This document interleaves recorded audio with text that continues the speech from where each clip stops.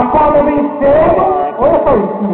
Acorda bem cedo como os passarinhos, mais cedo que eles, isso eu afirmo, e o boi bugial, dizendo eu confirmo, pois eles ainda estão dormindo. Quando o meu pai vai para o São Paulino para tirar o leite das vacas que cria, são poucos na terra e amanhece o dia, cuidando de vacas, isso na cidade, e mesmo na feira, na necessidade, resistem, pois cuidam de bem, ração, água fria, frutas tem também, e isso até hoje, completa verdade. Mandar um abraço todos os seus 10 filhos, espero não tenham errado na conta, e se eu errei, alguém me aponta, onde está o outro que fuge dos filhos. E filho aumenta, para o rei os filhos, meu irmão vou reconhecer, pois com ele pude também aprender, devo respeitar o meu semelhante, pois é meu igual, é um diamante muito valioso, raro, caro e bom, precioso tal, com o silêncio e o som, o ouro e a prata, rubim brilhante. Posso não ter filho, poeta bastante para alcançar sua apreciação, muito me esforcei com meu coração, querendo do julgo daqui por diante. Mas posso dizer, meu pai se garante, sempre foi um homem em todo lugar. Por isso agora, para homenagear, se perdem em torno de um salve de palmas. Cantem parabéns, pois almas mais calmas, ao som do galope, bem longe do mar.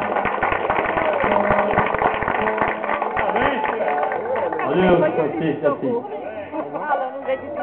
Trabalho belíssimo, Francisco, excelente, senhor. Agora vamos cantar o parabéns. Dê um abraço, velho.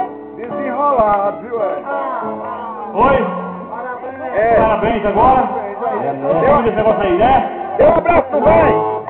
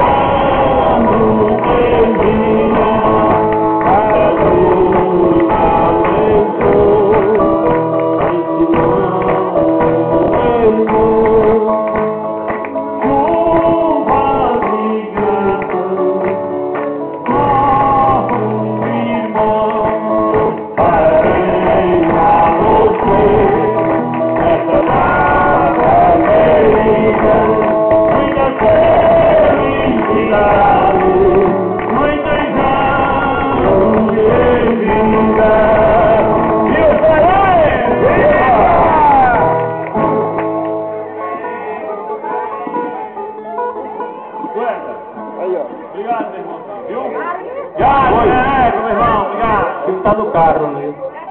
Eu vou dar ele pra terminar. É. Impede as costas com ele. Toma pra terminar de cantar. Valeu, sargento, meu irmão. Valeu, sargento. Eu?